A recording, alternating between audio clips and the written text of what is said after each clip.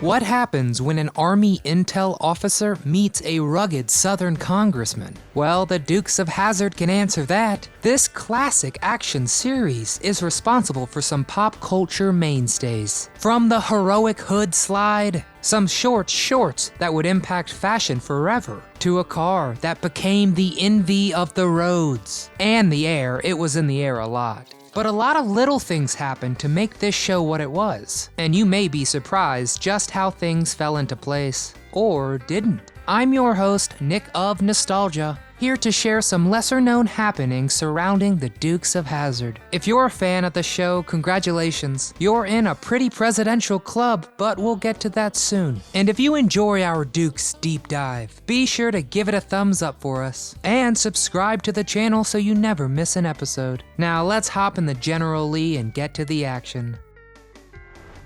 Based on a true story. This here's the story of a 12-year-old from North Carolina who decided to start running moonshine. As soon as the kid was old enough, he bought himself a 1958 Chrysler 300D, just the car that could outrun the law. And this story would become the inspiration for Guy Waldron's 1975 action flick Moonrunners. After it was released, Waldron's wheels were still a-turnin', and the Dukes of Hazzard was being formed. Actually, with the help of Cooter himself, Ben Jones, who had a small role in Moonrunners and in turn would be the first actor slotted into Dukes. There were some pretty big changes. The General Lee doesn't have a nozzle that ejects oil to ambush pursuing vehicles. And while both feature comedy, Moonrunners was a bit grittier. But the characters in both are based off people Guy grew up with in the hills. Now Guy doesn't admit to ever running moonshine himself, only to drinking it a little bit. Cheers, Guy.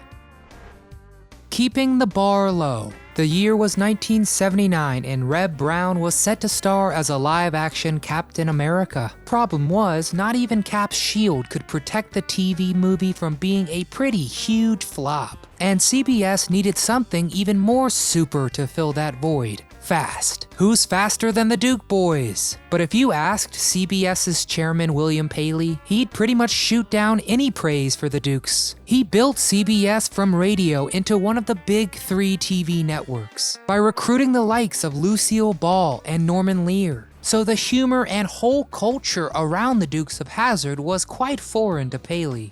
I've overpaid any debt I'll ever have to you. Because you married my fat sister. I married your fat sister. Then the Dukes pulled a fast one and sped into a top 10 series. But that still didn't change Paley's mind, who had no problem slamming the show that was bringing in thousands of viewers to his network. In his words, the show was downright lousy. Well, hey, I'd love to be lousy if those are the standards. Friends in high places. What does the Dukes of Hazzard have in common with the 40th US President Ronald Reagan? First Lady Nancy, of course. You see, the radiant Catherine Bach's grade school teacher Shirley Moore went on to work in the White House. And when Catherine gifted her old teacher a Daisy Duke poster, Shirley Moore became the envy of the West Wing, especially with Nancy Reagan. The poster ended up framed, with orders for Moore to head on over to DC. And the Dukes reached other places of government too, like Crazy Cooter played by Ben Jones, who went on to become a member of the House of Representatives for Georgia's 4th District.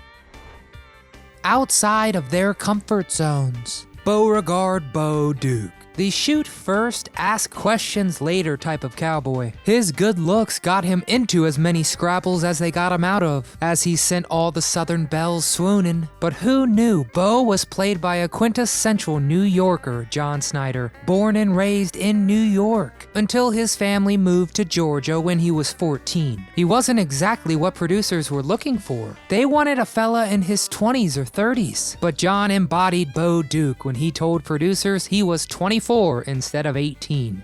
We're fixing to change your mind.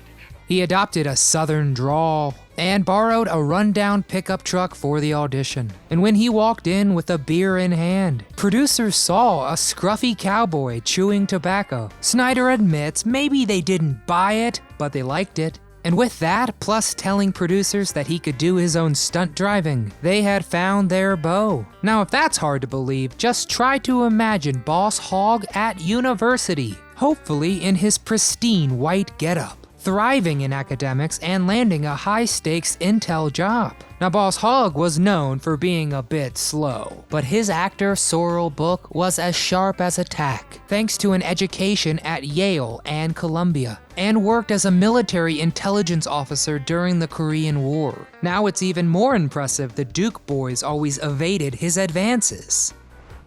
Daisy Dukes, Daisy Dukes. Anyone who saw Daisy Duke in those shorts pretty much fell in love on sight. So it's hard to believe they almost weren't a part of the show. Producers asked Catherine Bach to pick out a miniskirt like what waitresses at a nearby diner wore. Changing it to a pair of denim short shorts was entirely Bach's idea. $1 million idea. Well, that's great, Daisy. How much did they pay you? Pay? But the clothes still hit a roadblock. They were so skimpy the network was afraid they'd get in trouble with the censors. So they reached one final compromise. Daisy would wear flesh-colored pantyhose under the shorts. So I guess that fixed everything. All it did was further showcase Bach's flawless legs. And Bach made it work, literally, as she was a seamstress, and made many of her own outfits, including that red-hot bikini from several episodes. A star is born again. That famous Dodge Charger was practically a cast member. While fans treated it that way, the car itself received 35,000 fan letters a month. That's almost as many as I get. And well, it wasn't just one car, not by a long shot. The Dukes of Hazzard used around 200 cars throughout its run to accommodate the fact that about one per episode got destroyed. I mean, you saw those high-flying stunts, but there was one problem. Dodge wasn't making Chargers anymore, so the producers had to film a show and constantly hunt for their next car. That entailed searching, buying, begging, borrowing, and sometimes stealing. And that's not the first time a TV show has called for some Grand Theft Auto. Find out how Grandpa Munster's Dragula obtained its coffin in our ghoulish fun fact video. Then of course there's that famous horn,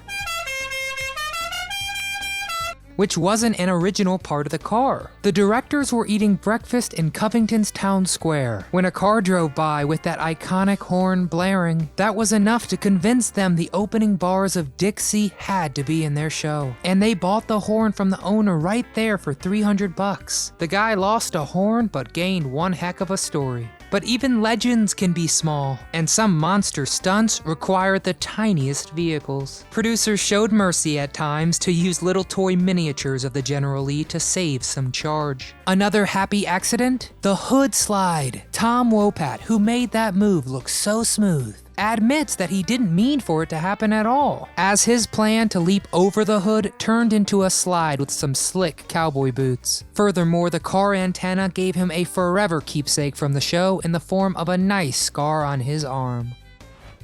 More than the law will allow. For all the trouble the Dukes got into, it was usually all in good fun. Unfortunately, in 2017, Tom Wopat allegedly assaulted a woman backstage during rehearsal for the play 42nd Street. There were reports that Wopat was occasionally intoxicated during rehearsals, and police found 2 small bags of cocaine in his possession. Cartoonish Dukes. In 1983, the classic animation studio Hanna-Barbera produced a cartoon called The Dukes. Each episode showed the Dukes on some high-speed adventure around the world. It only lasted 20 episodes, and was created during season 5 of The Dukes, when Schneider and Wopat held out for more money. So it was primarily cast by the replacement Dukes, the cousins who just didn't have the same charm. Ooh-wee, we're gonna have some fun.